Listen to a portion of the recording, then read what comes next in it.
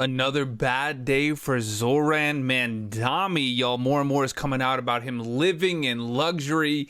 He skipped most of his assembly votes, and now he's facing backlash over some anti-Italian posts that he made. What's going on with this guy? Like the video right here, follow for more updates, and check this one out. Democratic New York City mayoral candidate Zohran Mamdani has made no secret about his political ambitions. He openly calls himself a Democratic Socialist, and he has repeatedly called for government intervention in both the renters and owners housing markets. Back in 2020, Mamdani argued that luxury condos should be seized and given to the homeless, supporting a so-called housing guarantee. What? A year later, he rallied for communal housing. Watch. Why do so many people end up homeless? It's not because there aren't enough homes to go around. People like you. There are plenty of empty homes. No, it's because housing people is not the primary goal of developers or landlords. Their goal, simply put, is to make a profit. If we want to end the housing crisis, the solution has to be moving toward the full decommodification of housing. In other words, moving away from the status quo in which most people access housing by purchasing it on the market, and toward a future where we guarantee high-quality housing to all as a human right. Now, the New York Times is reporting that some Democrats are, quote, determined to stop Mamdani from winning in November.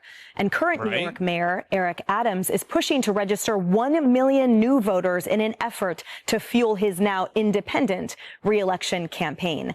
Lisa, a lot to unpack, and obviously that is just part of his policy. We know, too, that there are strong,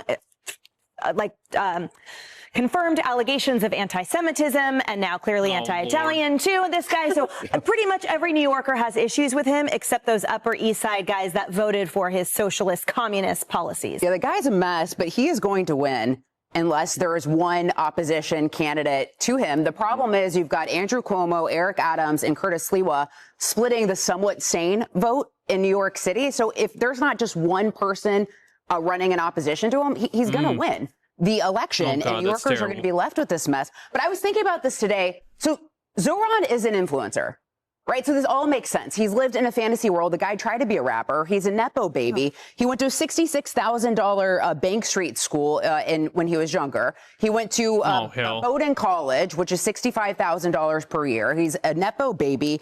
And then he only had a job for 3 years between 2014 and the New York State Assembly in 2020. And then when he got that job in the New York State Assembly, he was absent for 50% of the assembly votes. So the guy has literally done nothing with his life, but he's an influencer, right? He's living for likes, not substance. He's on social media. He's on TikTok. And I think that sort of just summarizes